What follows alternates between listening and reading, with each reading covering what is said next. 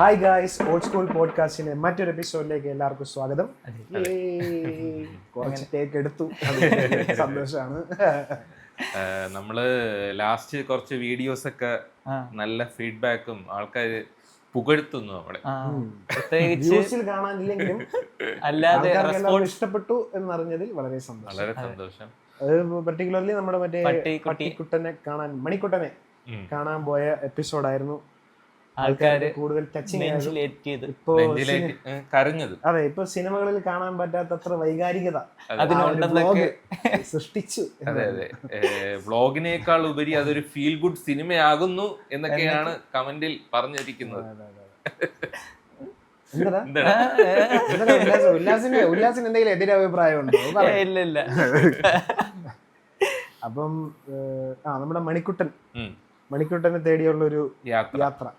അതെ അതെ, അത് അതിനു മുമ്പ് തന്നെ നമ്മള് ഈ ഇവിടെ ഷിഫ്റ്റ് ആവണമുണ്ടല്ലോ. നമ്മള് ഓഗസ്റ്റിലാണെന്ന് തോന്നുന്നു ഇങ്ങോട്ട് ഷിഫ്റ്റ് ആവണം. അത് എക്സാക്ട്ലി അറിഞ്ഞൂടാ, എന്നാലും പോഡ്കാസ്റ്റ് വീഡിയോ നോക്കുമ്പോ അറിയാം. നമ്മള് അവിടെ ലാസ്റ്റ് വീഡിയോസ് ഒക്കെ ലാലേട്ടന്റെ വീഡിയോയും കുറച്ച് ലൈവ് ഒക്കെ കഴിഞ്ഞതിന് ശേഷം നമ്മൾ ഇങ്ങോട്ട് ഷിഫ്റ്റായി. പിന്നെ ഇവിടെ മോളിൽ കുക്കിംഗ് ഒക്കെ ആയപ്പോ ഇവിടെ കുറച്ച് കംഫർട്ടബിൾ ആണ്. കാരണം വെള്ളം, എല്ലാ സൗകര്യങ്ങളും തിരിഞ്ഞു നോക്കിയില്ല. അതെ അതെ, ഈ പാത്രം കഴിവണായാലും കുറെ കൂടെ ഒരു സൗകര്യം ഉള്ളതുകൊണ്ട് അതൊരു കംഫർട്ടായി മറ്റേതിനെക്കാട്ടി ഉപരി. അപ്പോഴേ അവിടെ പോക്കി തന്നെ കുറഞ്ഞു. പോയില്ല. പിന്നെ കുറെ ഒരു 3-4 മാസം പോവാതെ ഇരുന്നു. അതിനുശേഷം എക്കോ സിനിമ കണ്ടിട്ട് ഞാൻ നടന്ന വഴിയിലാണ് അവനെ കാണുന്നത്. റോഡ് സൈഡ് നടന്ന് വരുമ്പോഴ് പുള്ളി റോഡില് എന്ന് വെച്ചാൽ അത് മറ്റേത് നമ്മള് പറമ്പിൽ അങ്ങ് പണയിലാണ് നിൽക്കണ, അത് കുറച്ച് ദൂരമുണ്ട്. അപ്പോഴേ എന്നെ വന്ന് ചാടി കയറി നിന്ന് എന്റെ കൂടെ വന്ന് എന്റെ വീട്ടിന്റെ അവിടെ നിന്ന്, എന്നിട്ട് ഫ്രണ്ടിൽ ഇങ്ങനെ കേറുന്നില്ല, ഗേറ്റിന്റെ അവിടെ തന്നെ ഇങ്ങനെ ഇരിക്കണം. അപ്പോഴ് സംഭവം എന്ന് പറഞ്ഞു കഴിഞ്ഞാൽ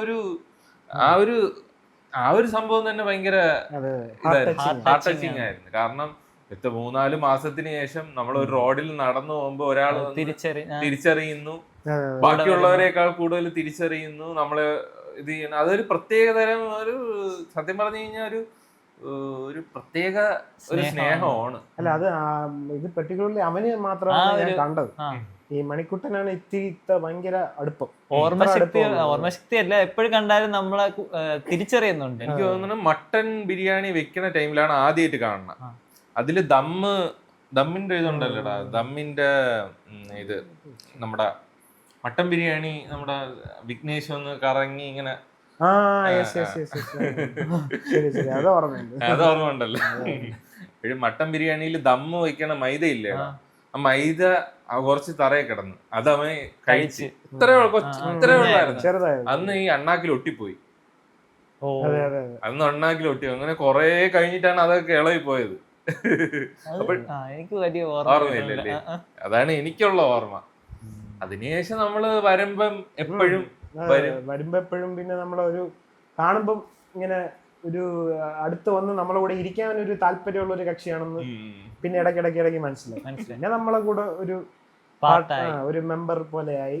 പിന്നെ നമ്മൾ ഇടയ്ക്ക് വെച്ച് മാറി, പിന്നെ വീണ്ടും കണ്ടു. പക്ഷെ ഇപ്പൊ കണ്ടപ്പോ ഭയങ്കര നമ്മൾ ആക്ച്വലി ഈ വ്ളോഗ് പോണ രീതിയിലാവുമെന്ന് നമ്മൾ വിചാരിച്ചിട്ടില്ല. അങ്ങനെയല്ല നമ്മൾ എടുത്തത്. നമ്മള് ഈ വണ്ടിയുടെ സൗണ്ട് കേൾക്കുമ്പോൾ അല്ലെങ്കിൽ നമ്മളെല്ലാരും ചെല്ലുമ്പോൾ തന്നെ ചിലപ്പോൾ വരുമായിരിക്കും. എന്നിട്ട് അവിടെ നിന്ന് നമ്മൾ അവനെ ഗ്രൂം ചെയ്യാൻ കൊണ്ടുപോകും, കുത്തിവെക്കും. അങ്ങനത്തെ ഒരു സെറ്റപ്പ് ഒക്കെ നമ്മൾ നേരത്തെ പ്ലാൻ ചെയ്ത് അതൊക്കെ സെറ്റാക്കി വെച്ചിരുന്നു. ഈ ഗ്രൂമിങ്ങിന് പോകാനുള്ള സാധനമൊക്കെ സെറ്റാക്കി വെച്ചിരുന്നു. പക്ഷെ അപ്രതീക്ഷിതമായിട്ട് അവൻ തന്നെ നമുക്ക് കണ്ടന്റ് അത് കാണാൻ പറ്റിയില്ല, കാണുവാനില്ലാതായി. പിന്നെ കുറെ നേരം നോക്കി വണ്ടി എടുത്ത് അങ്ങോട്ടും ഇങ്ങോട്ടും നോക്കി. പിന്നെ അങ്ങനെ നോക്കി അവിടെ ചെന്നപ്പോഴാണ് അവന്റെ പേരും പെരുമയും നമ്മൾ അറിഞ്ഞത്. അത് അവിടെ ഉള്ളവർക്കും ഒരു ഒരു ഒരു ഭയങ്കര സ്നേഹം മോനെയെന്നും മക്കളെയെന്നും അമ്മ വിളിക്കണം, അങ്ങനത്തെ ഒരു സ്നേഹം അവന് കിട്ടുന്നുണ്ടെന്ന് അറിഞ്ഞതിൽ വളരെ സന്തോഷം. അല്ല, അങ്ങനെ നല്ലൊരു ക്യാരക്ടറാണ് പുള്ളിയുടെ, നല്ലൊരു ക്യാരക്ടറാണ്. അപ്പൊ എന്തായാലും സ്നേഹിക്കപ്പെടും. ബാക്കിയുള്ള പട്ടികളെ പോലെ അല്ല. അത് പുള്ളി കുറച്ചുകൂടെ ഭയങ്കര ഫ്രണ്ട്ലിയാണ്, ഹ്യൂമൻസുമായിട്ട് ഭയങ്കര ഫ്രണ്ട്ലിയാണ്. ആ പരിസരത്തുള്ള എല്ലാവർക്കും അറിയാം. ഫോട്ടോ കാണിച്ചപ്പോ തന്നെ അവ ഇവിടെ വൈകുന്നേരം ഉണ്ടായിരുന്നു, മുകളിൽ ആണ് അവന്റെ താമസം എന്നൊക്കെ പറഞ്ഞ് പിന്നെ എനിക്ക് തോന്നുന്നു സബ്സ്ക്രൈബേഴ്സും കുറെ പേര് പണ്ട് കാണുമ്പോഴും ഈ ഇവനൊരു പ്രത്യേക ഫാൻ ബേസ് ഒക്കെ ഉണ്ടായിരുന്നു. പക്ഷെ അവർക്കും സന്തോഷമായി കാണുമെന്ന് വിചാരിക്കുന്നു ഈ ഒരു വീഡിയോ. അതെ, താങ്ക് യു.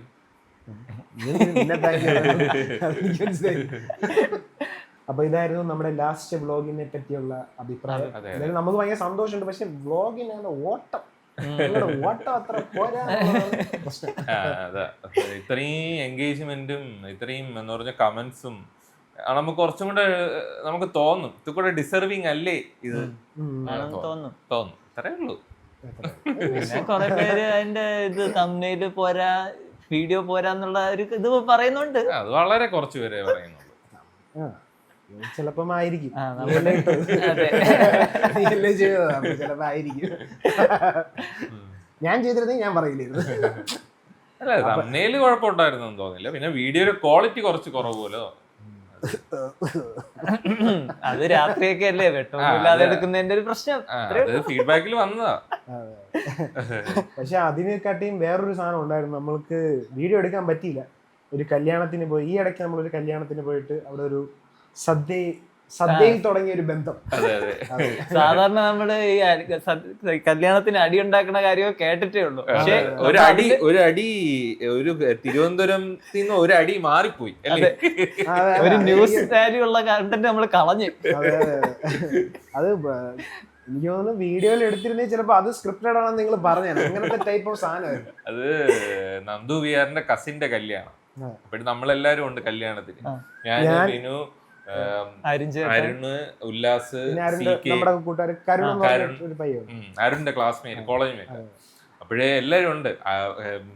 അപ്പോഴും നമ്മള് സദ്യക്ക് പോണുണ്ടല്ലോ. ഒരു തിരുവനന്തപുരത്ത് നമുക്ക് ഒരു ഹിന്ദു കല്യാണത്തിന് സദ്യക്ക് പോകുന്ന ഒരു ഇതുണ്ടല്ലോ. കല്യാണം കഴിഞ്ഞ ഉടനെ നമ്മള് അതിന് മുന്നേ തന്നെ തുടങ്ങും. ഒരു 11 മണിയാകുമ്പോഴേക്കും തുടങ്ങുന്നത്. പക്ഷെ ഇതിപ്പോ ഏതാണ്ട് 12:30 അത് തന്നെ നമുക്ക് അത്ഭുതമായിരുന്നു അല്ലേ? 12:30 എന്ന് വെച്ചാൽ നമ്മള് കൊറേ കാലത്തിന് ശേഷം ഇമാതിരി ഒരു തള്ളും ആ ഒരു സദ്യക്ക് ഇങ്ങനെ ഇടിച്ചു കയറുന്ന ആ ഡോർ തുറക്കുമ്പോ ഉള്ള ഒരു പ്രഷർ ഇല്ല. ഞാൻ കൊറേ നാൾക്ക് ശേഷമാണ് അത് അഭിമുഖീകരിച്ചത്. നിന്റെ വീഡിയോ ഒക്കെ ഉണ്ടല്ലോ പണ്ട് നീ. അത് നന്ദുഭൂഷന്റെ കല്യാണത്തിൽ അമ്മാതിരി തള്ളു. അത് സീക്കയാണ് ആദ്യത്തെ നമ്മളെ നയിച്ചുകൊണ്ട് പോണത്. ഇതിനിടയ്ക്ക് വിടാ സീക്കയ്ക്ക് ആദ്യമേ അവിടെ നിക്കായിരുന്നു, ആളില്ലാത്തപ്പോ അവിടെ നിക്കായിരുന്നു. അപ്പൊ അവന് മറ്റേ എന്തോന്ന് സ്മെല്ല്. അല്ല, അത് തന്നെ നമ്മൾ ആദ്യം അവിടെ പോയി നിന്ന ഒറ്റ മനുഷ്യരില്ലായിരുന്നു, ഫ്രണ്ടിൽ തന്നെ നിന്ന്.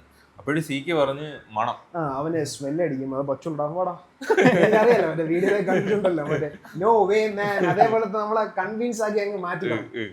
എന്നിട്ട് പിന്നെ കുറച്ച് കഴിഞ്ഞപ്പോഴത്തേക്ക് തിരക്ക് കൂടി, ആള് കൂടിയപ്പോഴും അവന്റെ കോൺഫിഡൻസ് വിടുന്നില്ല. ഇവൻ വന്നിട്ട് നീ വാടാ, നീ എന്റെ കൂടെ വന്നാന്ന് പറഞ്ഞിട്ട് നടന്ന്. ഇപ്പൊ ആൾക്കാരെല്ലാരും ഒരു സ്ഥലത്തൂടെ ഇങ്ങനെ ഒരു കുഞ്ഞു ഡോർ, ഒരു ഡോറെ തുറക്കാൻ പറ്റുള്ളൂ അവർക്ക്. അപ്പം ഒരു ഡോറല്ല, അതിനിടയ്ക്ക് ഒരു ചെറിയൊരു വഴി ഉണ്ടായിരുന്നു. അപ്പൊ ആദ്യം സീക്ക് അതിന്റെ ഇടയിലാണ് കേറാൻ പോയത്. അത് ആക്ച്വലി വാഷ് ചെയ്യണ സ്ഥലം.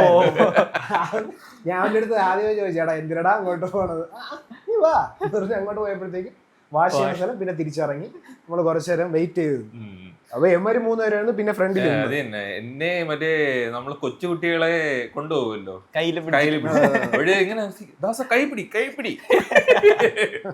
പിടിച്ച് എന്നിട്ട് ഒരു തള്ളു. ഇത് തുറക്കുമ്പോ ഒരു തള്ളുണ്ടല്ലോ, ഇങ്ങനെ ഒരു തള്ളു. പിന്നെ അതിനുശേഷം ഒരു ഗേറ്റ്, ഒരു ഗ്രില്ല് പോലത്തെ ഇതുണ്ട്. സീക്ക് അതിൽ മാന്തി ഇങ്ങനെ പിടിച്ചിങ്ങനെ ആയിട്ട് എന്നിട്ട് പോ. ഇത് പക്ഷേ വിനു, അരുണ്, ഒരു 3 പേര് പുറകെ മാറി. അന്ന് പറഞ്ഞ ഈ യവന്മാര് രണ്ടുപേരും എന്ന് വെച്ചാൽ നല്ല ആരോഗ്യമുള്ളവന്മാരാണ് നമ്മള് 3 മറ്റേ 3 പേടി. അല്ല, അത് പേടിയല്ല, അത് കരുണിനെ തന്നെ എടുത്തു പറയണം. കരുണാണെങ്കിൽ കണ്ട നമ്മള് വിചാരിക്കുമോ കിടിലം.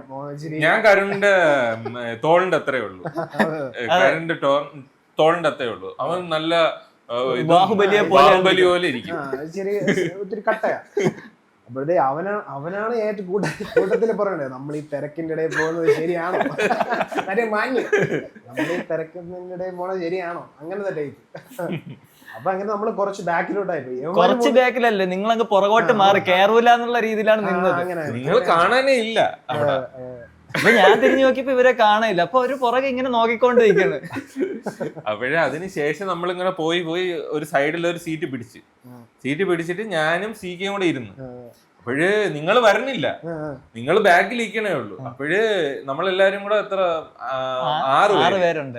6 പേര്, അതിൽ 3 സീറ്റ് ഇടണം. 3 സീറ്റ് ഗ്യാപ്പ് വയ്ക്കണം.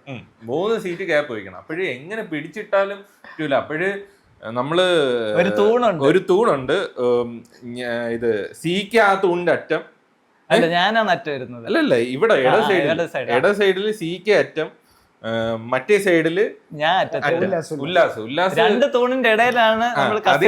അതിന്റെ ഇടയിൽ 3 സീറ്റ് ഒഴിച്ചിട്ടിട്ടുണ്ട്. ഉല്ലാസ് ഇരിക്കണ മറ്റേ വാളയാർ ചെക്ക് പോസ്റ്റ് അടച്ചുമൂടി എന്ന് വെച്ചാൽ കസേര പുറകോട്ട് നീക്കി നമ്മൾ ആ തൂണിനോട് തൂണുണ്ട് 2 ഇത്. എന്നിട്ട് അവൻ മറ്റേ വാളയാർ ഇത് മറ്റേ ചെക്ക് പോസ്റ്റ് പോലെ മൂടി ഇങ്ങനെ വെച്ചിരിക്കുകയാണ്. എന്ന് വെച്ചാൽ ഇടയിൽ കൂടെ ആൾക്കാർ കയറാൻ പറ്റൂല, അങ്ങനെ വെച്ചിരിക്കുകയാണ്. അപ്പോഴ് നമ്മളിങ്ങനെ വന്നുകൊണ്ടിരുന്നപ്പോ ഒരാളിങ്ങനെ വരണം, ഒരു അത് തന്നെ നല്ലവണ്ണം ഇത് ഹെഡൊക്കെ നല്ല ഷേവ് ചെയ്ത് ഒരു ചെറിയൊരു ബുൾഗാൻ ഇവിടെ ബുൾഗാനൊക്കെ ഇട്ട് ഒരു ഇത്തിരി സ്ക്രീൻ പ്രസൻസ് ഒക്കെ ഉള്ള ഒരു ആള്. അവഴ് പുള്ളി വന്നിട്ട് പുള്ളിയുടെ മുഖം കണ്ടപ്പോ ഒരു എന്തോ എനിക്കൊരു ഭയം പോലെ എനിക്കൊന്ന് തോന്നി. പുള്ളി ആക്ച്വലി ഫാമിലി ആയിട്ട് വന്നു, പുള്ളിയുടെ വൈഫ് കൊണ്ട് മോളും ഉണ്ട്. അവർ രണ്ടുപേരും ഇരുത്തി, പുള്ളിക്ക് ഇരിക്കാൻ സീറ്റില്ല. അതിനാണ് പുള്ളി ഇങ്ങനെ നോക്കി ഇങ്ങനെ നിന്നപ്പോഴേ എന്തോ അങ്ങേര് കളിപ്പ് സീക്ക് പറയണം, അങ്ങേര് കളിപ്പുണ്ടാക്കുമെന്തോ. അപ്പോഴ് ഇവൻ ഇങ്ങനെ ഇരിക്കണം, ഞാൻ ഇങ്ങനെ ചെക്ക് പോസ്റ്റിലേക്ക് സെക്യൂരിറ്റി ആയിട്ട് ഇരിക്കുകയാണ്. അപ്പോഴ് ഇങ്ങനെ പറഞ്ഞിട്ട് അപ്പോഴ് കരുണും വിനുവും അരുണൊക്കെ ഏകദേശം അവിടെ എത്തി, പുറകെ ഉണ്ട്, പുള്ളിക്കാരന്റെ തൊട്ട് പുറകെ എത്തി. അപ്പോഴും പുള്ളിക്കാരൻ എന്റെ അടുത്ത് വന്നിട്ട് ഒരു സീറ്റ് അങ്ങോട്ട് മാറിയിരിക്കും എന്ന് പറഞ്ഞു. അപ്പൊ ഞാൻ പറഞ്ഞു, ചേട്ടാ 2-3 പേര് ഇപ്പൊ വരും, തൊട്ട് പുറകെ ഉണ്ട്, ഇപ്പൊ വരും. ഞാൻ ഇത്തിരി ക്യൂട്ടായിട്ടാണ് സംസാരിച്ചത്. ഉല്ലാസ് സാധാരണ ഇങ്ങനെ സംസാരിക്കുമ്പോ ഉല്ലാസിന്റെ ആ മുഖത്തിന്റെ ഒരു അവന്റെ ഈ മുഖത്ത് മീശ തടിയില്ലാതുകൊണ്ട് ആ ഒരു നിഷ്കളങ്കത ഉണ്ടല്ലോ, അതങ്ങ് പ്രതിഫലിപ്പിച്ചു മുഖത്ത് ഇങ്ങനെ കാണിക്കും. അപ്പൊ അങ്ങേരേട്ടപ്പോ എന്റെ അടുത്ത് എന്തോ ഒരു ഡയലോഗ് ചെറിഞ്ഞ ഡയലോഗ് എന്ന് പറഞ്ഞാൽ ഇത് റിസർവേഷൻ ചെയ്യാൻ പറ്റില്ല, അങ്ങനെ എന്തോ ഒരു സാധനം എന്റെ അടുത്ത് പറഞ്ഞു. പുള്ളി പറഞ്ഞതിൽ ഒരു കാര്യം ഉണ്ടെങ്കിലും ഒരു ആ ടോൺ ഇഷ്ടപ്പെട്ടില്ല. അപ്പോഴത്തേക്ക് നമ്മൾ കേറി, കരുൺ അവിടെ ഉണ്ട്. അപ്പോഴ് കരുൺ നമ്മൾ രണ്ടുപേരും കേറി, ഞാനും കരുണും കേറി. കരുൺ കേറുന്നില്ല, കരുൺ ഇങ്ങനെ ഇരിക്കണം. അപ്പോഴേ ഏതോ അപ്പുറത്തൊരു പെൺകുട്ടിയൊക്കെ ഉണ്ട്, അപ്പോഴ അതിന്റെ മുമ്പേ ഇടിച്ചു കയറാൻ കരുൺ എന്തോ ഒരു വൈമുഖ്യം പോലെ അവ ഇങ്ങനെ എല്ലാരും നോക്കിയിട്ട് അതെ നമ്മൾ ഒരിടെ കേറേന്ന് പറഞ്ഞു. പുള്ളി അവിടെ ഫ്രണ്ട് ഇരിപ്പോൾ നമ്മളോട് കേരള എന്ന് പറഞ്ഞപ്പോഴത്തെ അവൻ മറ്റേ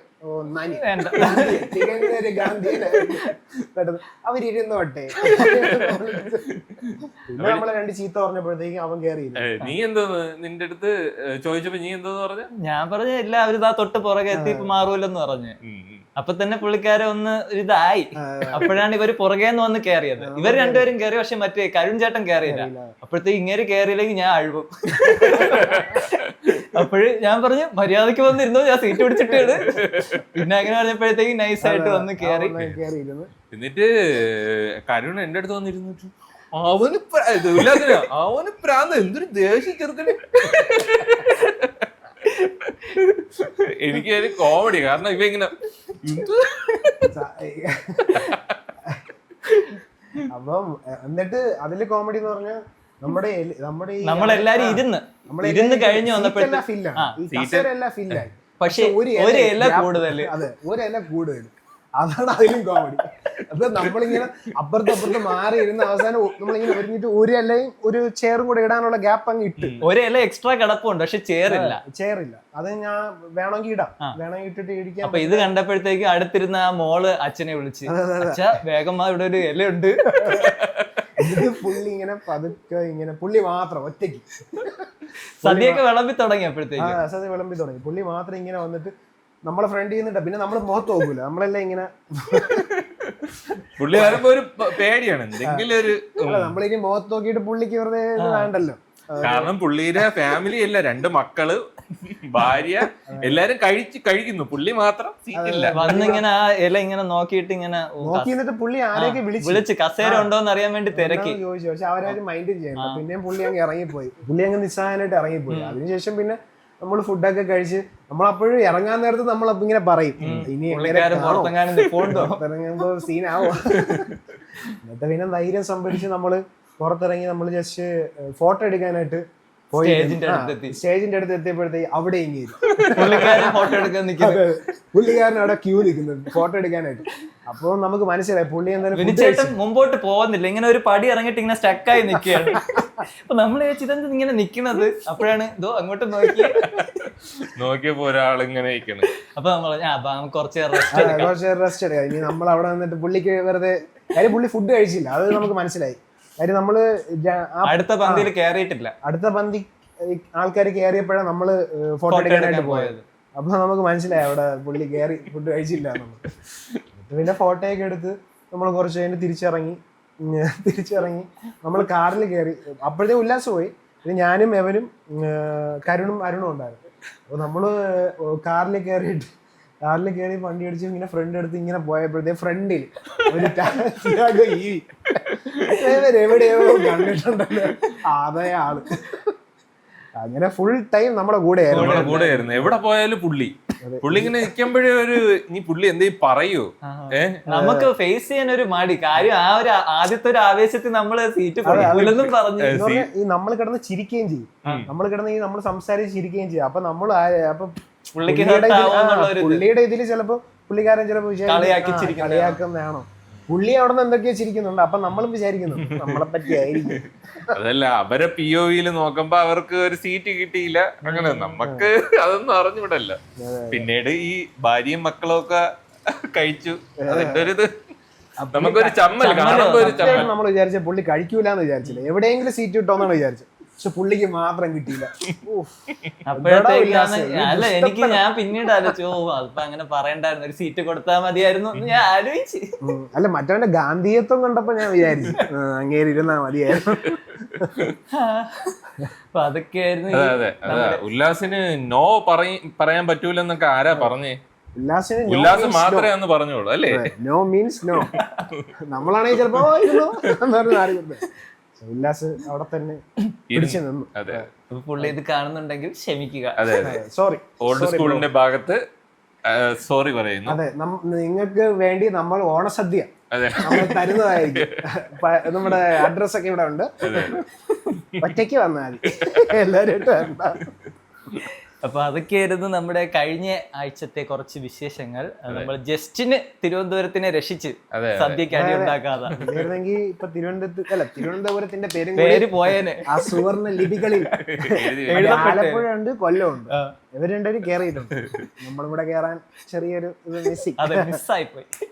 പിന്നെ കഴിഞ്ഞ ആഴ്ചത്തെ മെയിൻ സംഭവങ്ങളിലൊന്ന് എനിക്ക് തോന്നുന്നു മമ്മൂട്ടിക്ക് അതെ, ഇതിനിടയ്ക്ക് നമ്മുടെ മമ്മൂക്കായ്ക്ക് പത്മഭൂഷൺ കിട്ടി.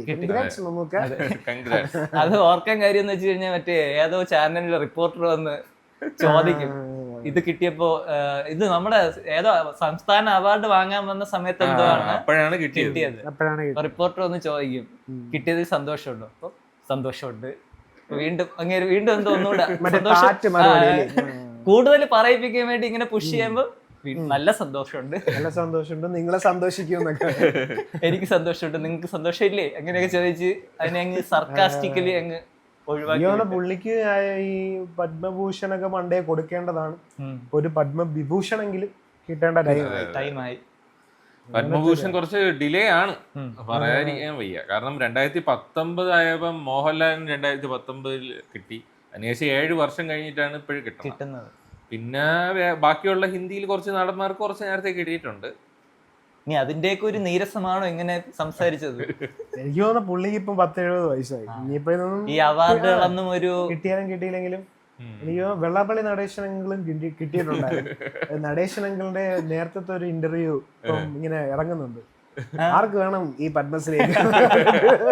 പണ്ടത്തെ ഇന്റർവ്യൂ ആണ് തോന്നുന്നു, അത് ഇപ്പോഴത്തെ ആണെന്ന് പറഞ്ഞിടും. ഇതൊക്കെ ഞാൻ വാങ്ങിക്കില്ല എന്നൊക്കെയുള്ള രീതിയിൽ ആ ഒരു ആറ്റിറ്റ്യൂഡിൽ സംസാരിക്കുന്നു. നമ്മള് പത്മശ്രീയെ കുറിച്ച് കൂടുതൽ അറിഞ്ഞത് മറ്റേ പ്രാഞ്ചിയേട്ടൻ സിനിമയിലാണ് അല്ലേ? കാരണം പത്മശ്രീ വാങ്ങിച്ചു കഴിഞ്ഞാൽ നമ്മൾക്ക് ഒരു പേര് ഉണ്ടാവുന്ന മാറ്റങ്ങൾ ഒരുപാട് പ്രിവിലേജസ് ഉണ്ടല്ലേ ഇത് ഇങ്ങനത്തെ അവാർഡുകൾ കിട്ടി കഴിഞ്ഞാൽ. ഞാൻ ഒരു പ്രിവിലേജ് മറ്റേ ഭാരത് രത്നയ്ക്ക് ഭയങ്കര പ്രിവിലേജ് ഉള്ളതായിട്ട് ഞാൻ ഇതിൽ കണ്ടായിരുന്നു. പത്മഭൂഷന്റെ എന്തോ പ്രിവിലേജസ് ഒക്കെ കിട്ടിക്കഴിഞ്ഞാൽ മരിക്കും മറ്റേ സംഭവങ്ങളൊക്കെ ആകാശത്തെ വെടി. പിന്നെ പിന്നെന്തോന്ന് പിന്നെ മറ്റേ സ്റ്റേജിലിരിക്കണത് പ്രോട്ടോകോളൊക്കെ ഉണ്ട്. അതിലങ്ങനെയാണല്ലോ പ്രാഞ്ചിയേട്ടനില് സ്റ്റേജിൽ കിട്ടാത്തതിന് പത്മശ്രീയാണ് ഇരുത്തിയാലേ പറ്റുള്ളൂ എന്ന് പറഞ്ഞ് മാറ്റുമ്പോഴാണ് വേവ് കയറുന്നത്. അങ്ങനത്തെ കുറെ സാധനങ്ങൾ മമ്മൂക്കയ്ക്ക് ഇനി കിട്ടും. പക്ഷെ ഇത് ഇപ്പോഴല്ലായിരുന്നു കിട്ടേണ്ടത്.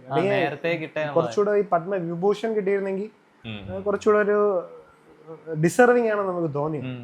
ഇതിപ്പോ അങ്ങനെ നമുക്കും ഭയങ്കര ഒരു പുള്ളിയുടെ ഫിലിമോഗ്രാഫി വെച്ച് നോക്കുകയാണെങ്കിൽ അത് ഡിസർവിങ് ആണ് ഭയങ്കര. ബാക്കിയുള്ള നടനെക്കാട്ടി ഡിസർവിങ്. കാരണം ഒരുപാട് മറ്റേ ഇപ്പം കൊമേഴ്ഷ്യൽ ആയാലും ഒരുപാട് ഈ ഓഫ് ബീറ്റ് പടങ്ങളും കുറച്ച് കലാമൂല്യമുള്ള ഒരുപാട് സിനിമകൾ പുള്ളി അഭിനയിച്ചിട്ടുണ്ട്. ഇങ്ങനെ ഓരോ വർഷത്തിലും ഒന്നെങ്കിലും ഡെഡിക്കേറ്റ് ചെയ്ത് അഭിനയിക്കാറുണ്ട്. പിന്നെ മലയാള സിനിമ എന്ന് പറയുന്നതിന്റെ ഒരു വലിയ പാർട്ടാണ് മമ്മൂട്ടി എന്ന് പറയുന്ന ഒരു പേര്.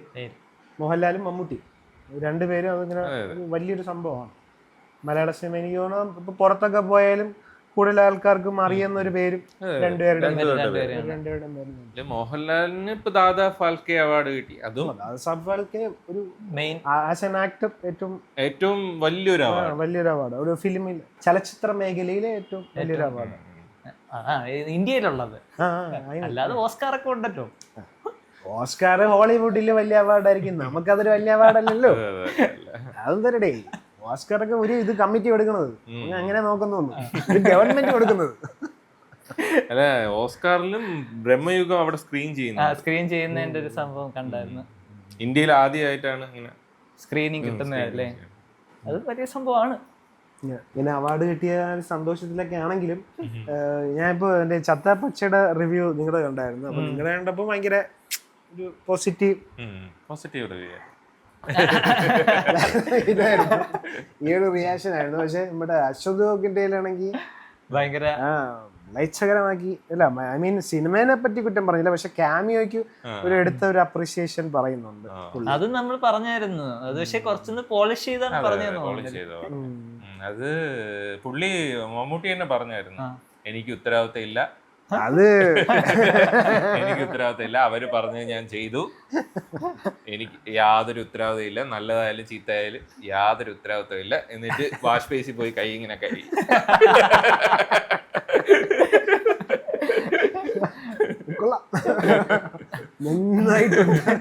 അത് സത്യം പറഞ്ഞു കഴിഞ്ഞാ ഫാൻസ് തമ്മില് ഒരു സമസമമാക്കി. കൊറേ മീം മറ്റേ ഈ ജിഗർദണ്ഡ ലാസ്റ്റ് ഇറങ്ങിയ സിനിമയില് ജിഗർദണ്ഡ 2 അതില് മറ്റേ ലാസ്റ്റ് ഇങ്ങനെ സിനിമ കണ്ടിട്ട് ഫോർമൈ എന്തോ അങ്ങനെ എന്തോ പറയും. അപ്പൊ ഇതില് ഫോർമൈ അങ്കിൾ ലാൽ മോഹൻലാലിന്റെ നെഫ്യൂ ആണല്ലോ സിനിമ എടുത്തത്. അപ്പൊ അതാ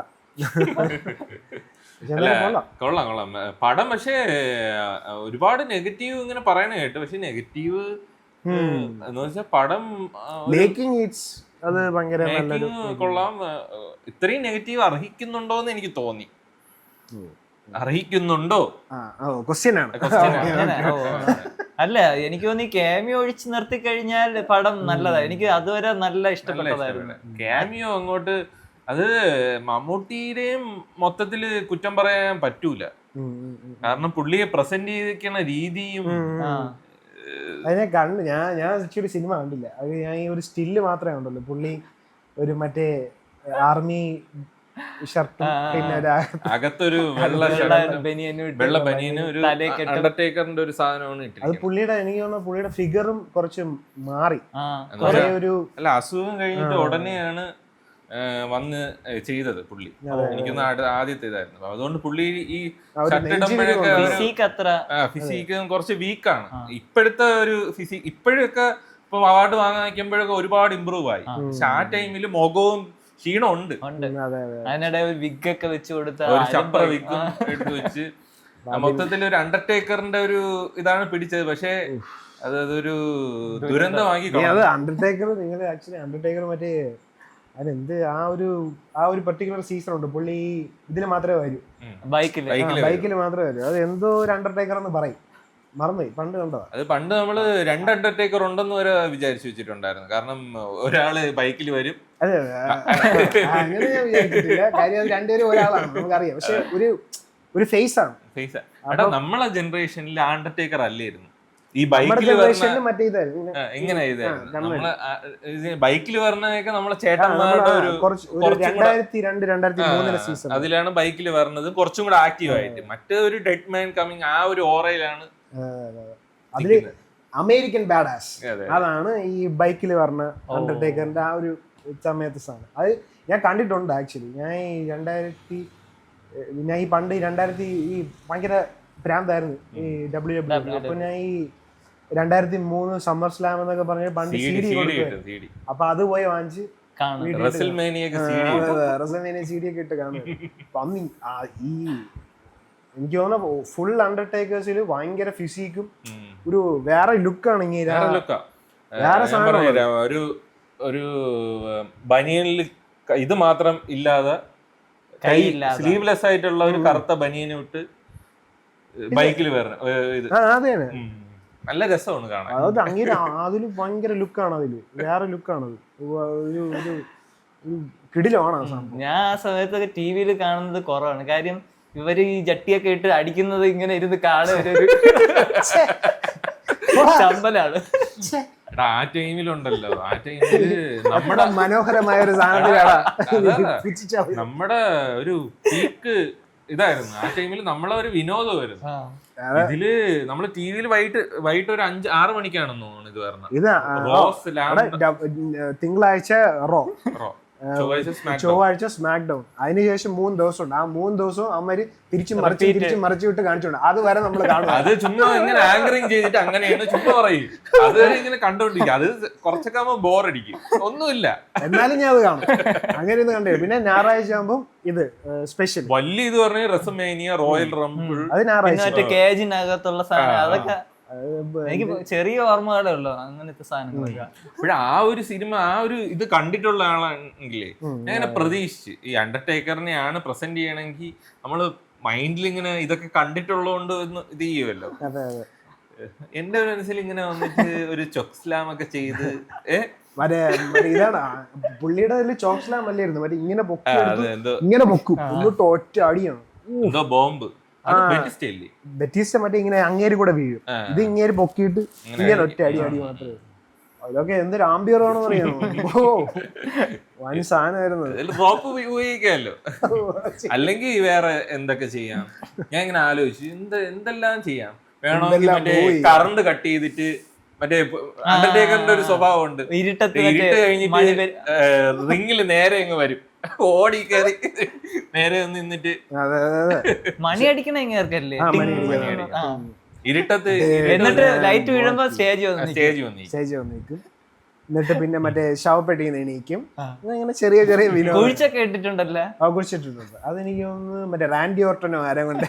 അത് ഭയങ്കര സംഭവം ഉണ്ടോ. വേറൊരു സാധനം ഉണ്ട്, നമ്മള് ഇടിച്ച് കിടത്തും. ഇടിച്ചിട്ട് മറ്റേ ഇങ്ങനെ വരണമുണ്ടല്ലോ, കിടന്നിട്ട് ഇങ്ങനെ ഇരിക്കണ ഒരു സാധനം. പെട്ടെന്ന് പുള്ളിയുടെ ടോർസോ മാത്രം ഇങ്ങനെ എണീറ്റ് വരും. നല്ല രസം. ഈ പുള്ളിയുടെ എനിക്ക് തോന്നുന്നു ഒരു 10-50-55 വയസ്സിലൊക്കെയായിരുന്നു അങ്ങനെ അവസാനം കളിച്ചോണ്ടിരുന്നത്. അപ്പോഴും ആരോഗ്യം നോക്കണം ഇല്ലേ. ഇവരെ ഇടിക്കണ ഇടിയൊന്നും ഒറിജിനൽ അല്ല, പക്ഷെ ഇവരെ മൂവ് ഒക്കെ എനിക്ക് തോന്നുന്നു WWE നമുക്കൊരു പെർട്ടിക്കുലർ എപ്പിസോഡായിട്ട് തന്നെ ഇറക്കാം. കുറച്ചുകൂടെ enthusiastic ആയിട്ടുള്ള എല്ലാവരുടെ ഇരുന്ന് സംസാരിച്ച കാര്യമുള്ളൂ. അതെ, ഇങ്ങനെ കാര്യമുള്ളൂ. അതൊരു വല്ലാത്തൊരു വേൾഡ് ആയിരുന്നു ആ സമയത്ത്. വല്ലാത്തൊരു വേൾഡ് ആയിരുന്നു. ഈ രക്തം ഇങ്ങനെ ഞാൻ ഇങ്ങനെ ടിവിയിൽ ഇങ്ങനെ കണ്ടുകൊണ്ടിരിക്കുമ്പോ ഇങ്ങനെ രക്തത്തിൽ കുടിച്ച് ഇങ്ങനെ കിടക്കും ആരെങ്കിലും. മറ്റേ ഇത് കൂടുതൽ ട്രിപ്പിൾ എച്ചിന്റെ തലയാണ് എപ്പോഴും മിക്കവാറും പൊട്ടാറുണ്ട്. ഈ ചുറ്റിയിലൊക്കെ എടുത്തിട്ട് അടിക്കുമല്ലോ. ചുറ്റിയിലൊക്കെ സാധാരണ അടിച്ചു കഴിഞ്ഞാൽ നമ്മൾ ചത്തുപോകുമല്ലോ. ഒരു ചുറ്റിയിൽ ഇങ്ങനെ വയ്ക്കുമ്പോ അച്ഛൻ ഇങ്ങനെ വരുമ്പോഴിങ്ങനെ നോക്കിട്ട് ക്രൂര വിനോദം. എനിക്ക് ഈ റോയ് ആയിരുന്നു അന്നത്തെ സമയത്ത്. കുറെ സൂപ്പർ സ്റ്റാർ കൂടുതൽ റോയില്ല. ഈ പെണ്ണുങ്ങള് ഭയങ്കര ഇതായിട്ട് വരുന്നത്. അപ്പൊ അത് കാണുമ്പോഴാണ് ഒരു തീ എപ്പോ വീട്ടുകാർ വരുമെന്ന് അറിഞ്ഞുകൂടാ. തൃഷ, വിക്ടോറിയ, അങ്ങനെ കുറെ ആൾക്കാരുണ്ട്. ലിസ അങ്ങനെ ആരൊക്കെ ലിറ്റ അങ്ങനെ കുറെ പേരുണ്ടായിരുന്നു. അപ്പൊ അത് നമുക്ക് എന്തായാലും വേറൊരു എപ്പിസോഡ് നന്നായിട്ട് സംസാരിക്കാം. അപ്പൊ നമ്മൾ പറഞ്ഞോണ്ടിരുന്നത് മറ്റേ ചത്താപ്പച്ച സിനിമയുടെ കാര്യമാണ്. അതെ അതെ, അതിലെ മമ്മൂട്ടി നമ്മള് ബബ്ബായിലെ മോഹൻലാലുമായിട്ട് കമ്പയർ ചെയ്യണമെങ്കിൽ ക്യാമിയോയില് കമ്പയർ ചെയ്യാം. ക്യാമിയോയിൽ ഭേദം മമ്മൂട്ടി ക്യാമിയോയിൽ തന്നെയാണ്. കേവൽ മമ്മൂക്ക തന്നെ. പക്ഷെ അവർ ഇതിനേക്കാൾ ദുരന്തമായിരുന്നു അത്. പിന്നില്ലാതെ ബബ്ബ കണ്ടില്ലല്ലേ? ബബ്ബയില് ഇത് ഞാൻ കടിച്ചു പിടിച്ചിരുന്നാണ് കണ്ടത് ആ സിനിമ. ബബ്ബയില് പുള്ളി അഴിഞ്ഞാട്ടം കേറി ഈ ആക്ച്വലി ഈ മോഹൻലാലിനെ എവരെയും വിളിക്കുന്നതിന് പകരം ഗോകുലം ഗോപാലേട്ടനെ സജസ്റ്റ് റെക്കമെൻഡ് ചെയ്യുന്നു ക്യാമിയോ. അതന്നെ, ഗോപാൽജിയാണ് ഏറ്റവും നല്ലതെന്ന് തോന്നുന്നു. ഏറ്റവും ബെസ്റ്റ് ക്യാമിയോ പുള്ളി. ഞാൻ കണ്ടില്ല, കണ്ടു നോക്കാം. കണ്ടു നോക്കേണ്ട സാധനമാണ്. എനിക്ക് മൊത്തം കംപ്ലീറ്റ് ഒന്നും ചെയ്യാനൊന്നും പറ്റണില്ല. ആദ്യം ഒന്ന് നോക്കിയപ്പോഴും കുറച്ചേ കാണാൻ പറ്റും, പിന്നെയും കുറച്ചേ കാണാൻ പറ്റും. അത് ഈ ഇവിടെ ചില ഡയലോഗ് കാണുമ്പോൾ പാടാണല്ലേ. മോഹൻലാലിനെ കൊണ്ടുവന്ന് ഇല്ലാതാക്കി പറയാം. അമാതിരി ഈ സിനിമയ്ക്ക് മറ്റേ ഇത് ഇറങ്ങിയ സമയത്ത് ഒരു പയ്യൻ വന്നിട്ട് പറയുമല്ലോ, മറ്റേ ഒരു റിവ്യൂവിൽ എടുത്ത് എങ്ങനെ സിനിമ എങ്ങനെ ഉണ്ടെന്ന് ചോദിക്കുമ്പോൾ കുറെ ഫെമിനിസ്റ്റുകൾ ഇറങ്ങിയിട്ടുണ്ട് എന്നൊക്കെ പറഞ്ഞ് തള്ളു. അപ്പോഴത്തേ വേറൊരു പയ്യൻ വന്നിട്ട് പൊട്ടി പറഞ്ഞിട്ടു. പക്ഷെ അവനൊക്കെ എന്ത് റിവ്യൂ ഒക്കെ വന്ന് കുറെ ഒരു നല്ല റിവ്യൂ ഒക്കെ. അതെനിക്ക് സീക്രട്ട് എല്ലാം ഉണ്ണി വ്ലോഗ്സ് ഒക്കെ അത്യാവശ്യം വലിയ കുഴപ്പമില്ലാത്ത റിവ്യൂ ഒക്കെ. എനിക്കൊണ്ട് അവര് ഈ ലോജിക് ഇല്ല എന്നുള്ള ഒരു ഇതില് സിനിമ തുടങ്ങുമ്പോഴേ അവര് പറയും നോ ലോജിക് ഒൺലി മാഡ്നസ് എന്നൊക്കെ എഴുതി കാണിക്കാറുണ്ട്. ചിലപ്പോ ആ നോ ലോജിക്കില് വീണോയതായിരിക്കും. നോൺ ലോജിക് ഉള്ള എത്രയോ സിനിമകളാണ് കണ്ടിരിക്കുന്നത്.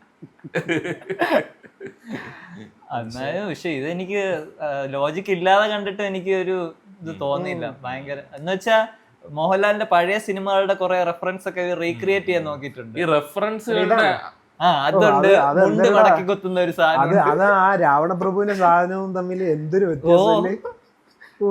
അങ്ങനെ കുറെ സാധനങ്ങൾ കൊണ്ടുവന്നിട്ട് അങ്ങ് ആ മറ്റേ ക്യാരക്ടറിനെ അങ്ങ് അപമാനിച്ച പോലെ ആക്കി കളഞ്ഞു.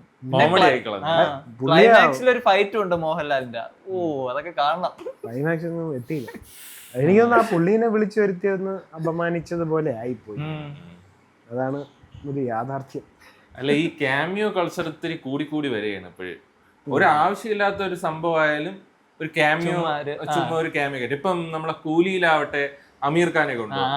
അമീർ ഖാൻ കൊണ്ടുവന്ന ഒരു വീഡിയോ വലിപ്പിക്കാൻ വേണ്ടി അമീർ ഖാനെ ഇറക്കി. ക്യാരക്ടർ ഇല്ലെങ്കിലും അതിന് കുഴപ്പമില്ല. ഇപ്പം ചത്താ പച്ചയിലാണെങ്കിൽ അത് ആദ്യമേ ഒരു സെറ്റ് ചെയ്ത് വെച്ചിട്ടുണ്ട്, അവസാനം സെറ്റ് ചെയ്ത് വെച്ചിട്ടുണ്ട്. അല്ല, ആക്ച്വലി എനിക്ക് തോന്നണ ചിലപ്പോ നമ്മുടെ ബാബു ആന്റണിയോ ഒത്തിരി ഫൈറ്റ് ഞാൻ ആലോചിച്ച് ആ ചത്താ പച്ചയില് ബാബു ആന്റണി കറക്റ്റ് ആണ്. ബാബു ആന്റണിക്കാണെങ്കിൽ ആ ഒരു പുള്ളിക്ക് എന്തെങ്കിലും ചെയ്യാൻ പറ്റും. ആക്ഷൻ എന്ന് പറഞ്ഞാൽ സത്യം പറഞ്ഞാൽ മമ്മൂക്ക ആയ കാലത്ത് ആക്ഷനിൽ പുള്ളി അത്ര ഫ്ലെക്സ്. പുള്ളിയുടെ ഇത് ബാക്കിയുള്ള സൂപ്പർ സ്റ്റാറെ വെച്ച് നോക്കുകയാണെങ്കിൽ പുള്ളിയുടെ ഈ ഫ്ലെക്സിബിലിറ്റി ഉണ്ടല്ലോ ഈ ബോഡിയുടെ, അത് അത്ര അത്ലറ്റിക് അല്ല. ബുദ്ധിമുട്ടുണ്ട്. ഒരു അത്ലറ്റിക് അല്ല എന്ന് വെച്ചാൽ ബാക്കിയുള്ളവരാണെങ്കിൽ ഈ ഓട്ടം ആയാലും അത്ര അത്ലറ്റിക് അല്ല. പുള്ളി മാക്സിമം പുള്ളിയുടെ ഇതില് ലിമിറ്റേഷനിൽ അങ്ങ് ചെയ്യുന്നേ ഉള്ളൂ. മോഹൻലാൽ ആണെങ്കിൽ മരിച്ചു കിടന്നൊക്കെ അല്ലേ ഫൈറ്റ് ഒക്കെ ചെയ്യണം. മറ്റേ അനങ്ങി ഡാൻസ് കളിക്കണേ അനങ്ങി അത്രയും എഫേർട്ട് ഇട്ടാണ്. അത്രയും എഫേർട്ട് അല്ല, പുള്ളിയുടെ ഫിസിക്കലി പുള്ളിക്ക് പറ്റുമോ? പുള്ളി ഒരു ബാക്ക്ഗ്രൗണ്ട് ഉണ്ട്, ഈ റെസ്ലിംഗിന്റെ ഒക്കെ കുറച്ച് ബാക്ക്ഗ്രൗണ്ട് ഒക്കെ ഉള്ളതുകൊണ്ട് അത് എനിക്ക് തോന്നിയത് ഈ ചത്താ പച്ച മോഹൻലാലായിരുന്നെങ്കിലും കുറച്ചും കൂടെ ഈ എന്ന് പറഞ്ഞാൽ ആ സിനിമ അത്രയും ഫൈറ്റ് ഉള്ളതാണ്. അപ്പോഴും ക്യാമിയോയ്ക്കും ആ ഒരു ഫൈറ്റ് ആ ഒരു ഡിമാൻഡ് ചെയ്യുന്നുണ്ട്. അല്ലാതെ വെറുതെ കസേരയിൽ ഇരുത്താൻ അത്രയും സൂപ്പർ സ്റ്റാറിനെ കൊണ്ട് കസേരയിൽ ഇരുത്തണം എന്ന് പറയണത് തന്നെ ഭയങ്കര ഒരു സംഭവമാണ്. ഈ ക്യാമിയോയുടെ ഒരു ഇമ്പോർട്ടൻസ് ഓഫ് ക്യാമിയോ അത് കുറച്ചുകൂടെ ആൾക്കാർ പഠിക്കണം. ഈ ഡയറക്ടേഴ്സ് കുറച്ചുകൂടെ ഒന്ന് വാച്ച് ചെയ്യണം. പിന്നെ പ്രസന്റ് ചെയ്യണ രീതി ഇത്രയും ഇങ്ങനെ ഒരു സൂപ്പർ സ്റ്റാർഡും ഒരു ഇതും ഉണ്ടെങ്കിൽ ഒരു ഫാൻസ് ഉണ്ടല്ലോ. ഇപ്പൊ ഒരു മമ്മൂട്ടി വന്നിറങ്ങുന്ന ആ ടൈമിൽ ആ തിയേറ്ററിൽ ഒരു സംഭവം ഉണ്ടായിരുന്നു. വന്നിറങ്ങുന്ന ടൈമില് ആ ഒരു കാണുന്ന ഒരു ഇരുട്ടത്തിൽ നിന്ന് വെളിച്ച അതുവരെ സൂപ്പർ ആയിരുന്നു. അതുവരെ സൂപ്പർ. വന്നിട്ട് ഒരു ഡയലോഗ് അതുവരെ സൂപ്പർ ആയിരുന്നു. ഭയങ്കര കയ്യടിയായിരുന്നു. ഇത് എന്തൊരു സംഭവം, അങ്ങനെ ഇങ്ങനെ കാണിക്കണ ഒരു മുഖം കാണിക്കണ ഒരു സാധനം ഉണ്ടല്ലോ. അതിനുശേഷം വേറെ ഷോട്ട് ഇവിടെ നിന്നൊരു ആംഗിളിൽ വെച്ചിട്ട് നീ എന്ത് വിചാരിച്ചടാ എന്ത് വിചാരിച്ചോ ഇങ്ങോട്ട് മാറി സീനാക്കേണ അങ്ങനെ ഒരു സാധനം ഓറ കംപ്ലീറ്റ്ലി അത്രയും നേരം കൈയടിച്ചോണ്ടിരുന്നൊരു പെട്ടെന്ന് കാറ്റ് പോയി. അത് ക്യാമയോടേതാണെങ്കിലും മറ്റേ RDX നമ്മുടെ ഇങ്ങനെ വരുമല്ലോ, ഇങ്ങനെ അതിൽ നേരത്തെ ഉണ്ട് ത്രൂ ഔട്ട് ഉണ്ടെങ്കിലും ലാസ്റ്റ് പുള്ളിയുടെ ഈ നുൻചക്ക് കിട്ടുമ്പോ ഉണ്ടാകണ അത് അതൊരു രോമാഞ്ചമായിരുന്നു. വേറൊരു രോമാഞ്ചമാണ് നമുക്ക് പറയുന്നത്. നമ്മുടെ ബാബുവാന്റെ അതും പുള്ളിക്ക് ഒരുപാട് ഫൈറ്റൊന്നും കൊടുത്തിട്ടില്ല. ഇല്ല കുറച്ച് ചെറിയൊരു സാധനം വെച്ചിട്ട് പുള്ളി അങ്ങ് പോകുന്നുണ്ട്. പുള്ളിക്ക് ചെയ്യാൻ പറ്റും, അത് നമുക്കറിയാം. അതിലൊരു 5-6 അടിയും കൂടെ എക്സ്ട്രാ കൊടുക്കേണ്ടതാണ്, അതിനു മുമ്പേ നിർത്തി. കുറച്ചും കൂടെ നമ്മൾ പ്രതീക്ഷിക്കുക. പക്ഷെ അത് ഒരു സംവിധായകന്റെയും കൂടെ ഒരു കഴിവാണ്. കാരണം അത് പ്രസന്റ് ചെയ്യണ രീതിയും ആ ക്യാമിയോ നല്ല രീതിയിൽ സെറ്റ് ചെയ്യണേയും ഇമ്പാക്ട് പറഞ്ഞു. ബാബു ആന്റണി എന്ന് വെച്ചാൽ ബാബു ആന്റണി അത് പിടിക്കുമ്പോഴും പണ്ടത്തെ പഴയ സിനിമകളുടെയും ആ ഒരു ഇമ്പാക്ട് വരുന്നുണ്ടല്ലോ. ഈ സിനിമയിലും അങ്ങനെ ഒരു സാധനം വന്നിരുന്നെങ്കിൽ ചിലപ്പോ ഇപ്പോഴുള്ളതിനെക്കാട്ടി നല്ലൊരു ലെവലിലേക്ക് പോയേനെ. അത് എനിക്ക് അറിഞ്ഞൂടാ. അത് നമുക്ക് ഇവിടെ നിന്ന് പറയണമെങ്കിലും ചിലപ്പം സാങ്കേതികപരമായിട്ട് കുറച്ച് ബുദ്ധിമുട്ട് കാണും. ചിലപ്പം മമ്മൂട്ടി ഒരു ദിവസത്തെ ഡേറ്റ് ആയിരിക്കും കൊടുത്തത്, പെട്ടെന്ന് തീർക്കാനുള്ള എന്തെങ്കിലും അങ്ങനെ എന്തെങ്കിലും. പക്ഷെ അങ്ങനെ നമ്മൾ കോംപ്രമൈസ് ചെയ്യാൻ പാടില്ല എന്നാണ്. അല്ലെങ്കിൽ അത് ആ ക്യാമിയോ അല്ലെങ്കിൽ വേറെ ആരെങ്കിലും വെക്കാന്നുള്ളതാണ്. ലാസ്റ്റ് നമ്മുടെ പ്രൊഡക്റ്റ് നന്നായിരിക്കണമല്ലോ, അതിലാണ് കാര്യം. പ്രൊഡക്റ്റിൽ കോംപ്രമൈസ് ചെയ്യാൻ പറ്റൂല. പിന്നെ നമുക്ക് പറയാന്നേ ഉള്ളൂ. പ്രൊഡക്റ്റിൽ കോംപ്രമൈസ്, ഇപ്പം ഐഡന്റിറ്റിയിലും അജു വർഗീസിന്റെ മീശ ബ്ലർ ചെയ്തപോലെ അതിൽ അജു വർഗീസ് പറയുന്നുണ്ട് മറ്റേ പടത്തിന്റെ കണ്ടിന്യൂ. അതൊന്നും നമ്മൾ അറിയേണ്ട ആവശ്യമില്ല, അത് ഭയങ്കര അരോചകമാണ്. ഡയറക്ടറിനാണ്, പക്ഷെ ഡയറക്ടറിനാണ് ഒരു ഇതിരിക്കണത്. അത് അങ്ങേർക്ക് വേണം എന്ന് പറഞ്ഞാൽ അത് ചെയ്യണം, അത്രേ ഉള്ളൂ. പിന്നെ ഇനി കോംപ്രമൈസ് ഒന്നും ചെയ്തിട്ട് കാര്യമൊന്നും. ഈ മലയാളത്തിൽ ഇപ്പൊ ഏറ്റവും നല്ലൊരു ക്യാമിയോ ഏത് സിനിമയിലാ തോന്നിയിട്ടുണ്ട്? മലയാളത്തില് നല്ലൊരു ക്യാമിയോ സമ്മറിൻ ബത്ലഹേമിലെ ക്യാമിയോ. അത് ഇമ്പാക്ട് ഉള്ളതാണ്. മോഹൻലാലിന്റെ. അത് പിന്നെ നരസിംഹത്തില് മമ്മൂട്ടിയുടേത് അത് ഇമ്പാക്ട് ഉള്ളതാണ്. അത് പിന്നെ മറ്റേ എഴുത്തും കൂടെ. അത് ഈ നമ്മൾ ഇപ്പൊ രാവണ പ്രഭുവൊക്കെ പിന്നെ ഒന്നുകൂടെ ഇപ്പോഴത്തെ പോയി തിയേറ്ററിൽ കാണുമ്പോഴാണ് അതിന്റെ ഒരു ഡയലോഗിന്റെ ഒക്കെ ഒരു ഇപ്പോഴത്തെയും അന്നത്തെയും ഡിഫറൻസ് വ്യത്യാസം മനസ്സിലാവണത്.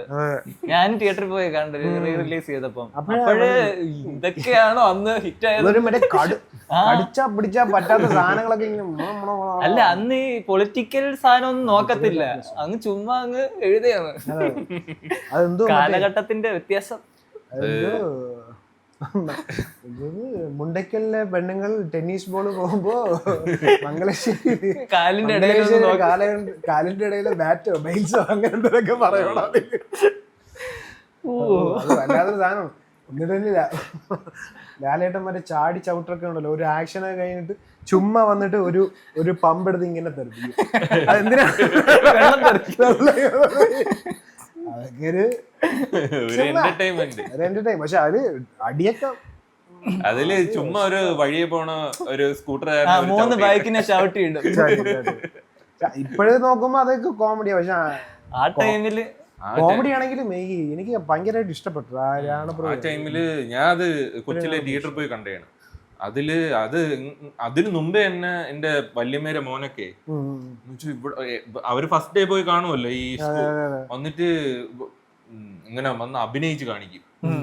മറ്റേ ഇങ്ങനെ പറഞ്ഞിട്ട് മറ്റേ രേവതിയെ മറ്റേ സ്റ്റേക്കേസിൽ നിന്ന് തള്ളി വിടൂലേ, അതുകൊണ്ട് ചവിട്ടി വെച്ച് വഴി മാറടാ മുണ്ടയ്ക്ക് ശേഖര വെച്ച് പഴയ പോലെ മോഹൻലാല് വഴി മാറടാ. അത് പക്ഷെ ഇപ്പോഴും കാണുമ്പോഴും ആ ഡയലോഗൊക്കെ ഇങ്ങനെ അവര് എഴുത്ത് ആ ആക്ടേഴ്സിനും സമ്മതിക്കണോടാ, ഒരു പ്രസന്റേഷൻ സമ്മതിക്കണം. ഇപ്പോഴുള്ളവന്മാര് ചിലപ്പോ ഇത് കിട്ടത്തില്ല, ഇമ്പാക്ട് വരത്തില്ല, തോന്നുന്നില്ല. ഒരു ഭയങ്കര സമ്മതിക്കേണ്ട ഒരു സാധനം. അത് രാവണപ്രഭു ഇപ്പൊ മോഹൻലാലിനെ സംബന്ധിച്ച് ഒരുപാട് റീ റിലീസിന് അത്രയും കയ്യടി കിട്ടണ ഒരുപാട് സാധനങ്ങളുണ്ട്. പുള്ളിക്കാണെങ്കിൽ ഇനിയുണ്ട്. നരസിംഹമൊക്കെയാണ് എനിക്ക് തോന്നുന്നത് ഏറ്റവും അവസാനം. നരസിംഹമുണ്ട്, ആറാം തമ്പുരാനുണ്ട്, കിടക്കുകയാണ്. കൂട്ടത്തിൽ മമ്മൂക്കയ്ക്കാണ് ഈ റീ റിലീസ് അത്ര അങ്ങോട്ട് പറ്റണില്ല. പുള്ളിക്ക് മറ്റേ പുള്ളിക്ക് അങ്ങ് എടുത്തു വെച്ച് കൊടുക്കാനും കുറച്ചേ ഉള്ളെന്ന് തോന്നുന്നു സാധനം. മറ്റേ ഇൻസ്പെക്ടർ ബൽറാമിന്റെ സാധനമൊക്കെ ഉണ്ടല്ലോ, അതെ ഏത് സിനിമ ആവുന്ന വഴിയെ ആവുന്ന വഴിയൊക്കെ അന്ന് റീ റിലീസ് ആ ചെയ്തത്. ആവുന്ന വഴി അത് എങ്ങനെ തോന്നി? കാര്യം അത് ആ പ്രിന്റും ഇച്ചിരി പാടാ, ഇങ്ങനത്തെ ഒരു പ്രിന്റ്. എനിക്ക് തോന്നുന്നു രാജമാണിക്ക് നല്ലൊരു ഓപ്ഷനാണ്. രാജമാണിക്യം നല്ല ഓപ്ഷനാണ്. പിന്നെ മറ്റേ തൊമ്മനും മക്കളും നല്ല തൊമ്മനും മക്കളും ഓപ്ഷനാണ്. പിന്നെ ചട്ടമ്പി നാട് ചട്ടമ്പിനാട് ഓപ്ഷൻ നല്ലതായിരിക്കും. കോമഡി. പിന്നെ മറ്റേ ഇതും എനിക്ക് ഇഷ്ടപ്പെട്ടാണ്. മറ്റേ വലിയേട്ടനാണോ? ഇല്ല വലിയേട്ട ഇറങ്ങി വലിയേട്ടൻ ഞാൻ കണ്ടത്, അതും രസമാണ്. ഗുലാൻ അത് ഇഷ്ടമാണ്, എനിക്ക് ഇഷ്ടമാണ്. ഗുലാൻ അത് നല്ല രസാ, കണ്ടോണ്ടിരിക്കാൻ രസാ.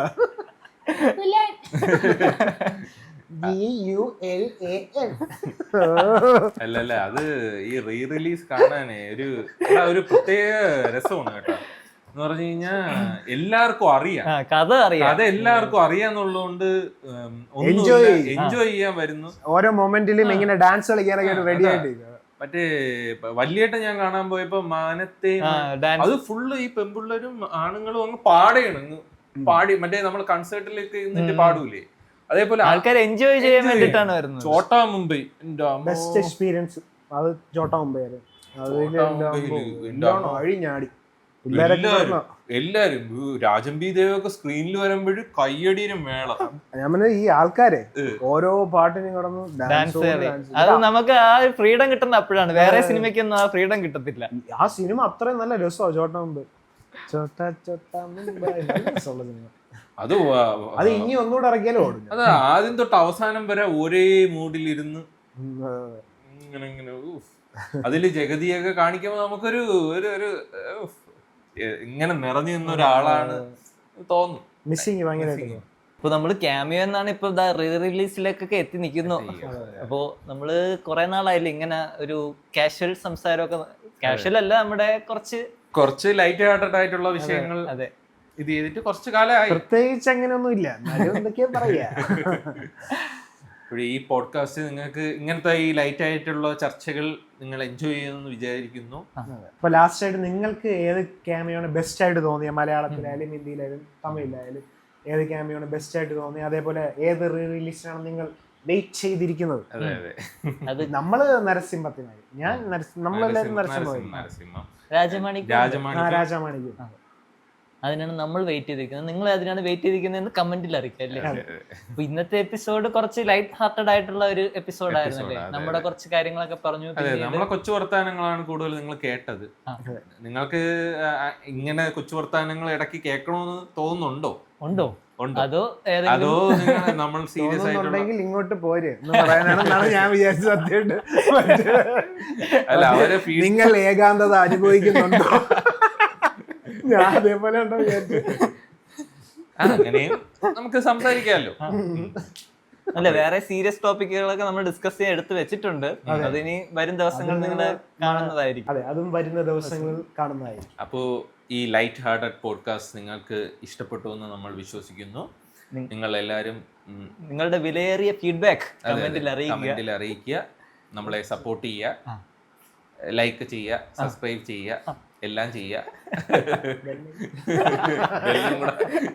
ഇടയ്ക്ക് വെച്ച് റെഡിറ്റിലൊരു നമ്മുടെ എന്തോ ഒരു പോസ്റ്റ് ഇങ്ങനെ വന്നിട്ട് സ്ക്രീൻഷോട്ടിൽ വന്നിട്ടുണ്ട്. ആ പുള്ളി ബെല്ല് ചെയ്തിട്ടില്ല.